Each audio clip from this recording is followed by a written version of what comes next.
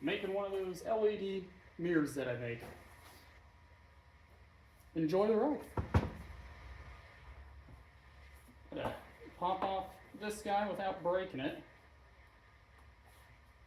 But without breaking it is the tough part. They use some pretty good adhesive on here. Oh, that's kind of loose. There we go.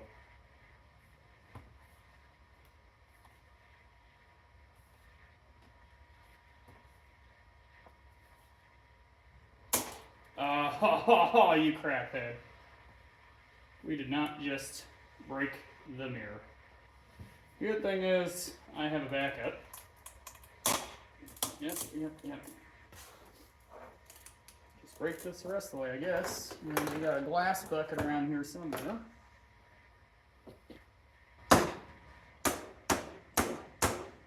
Screw you. Really? Really? Come on! Oh, you butt munch. My thumbs can do it, but the roach can't.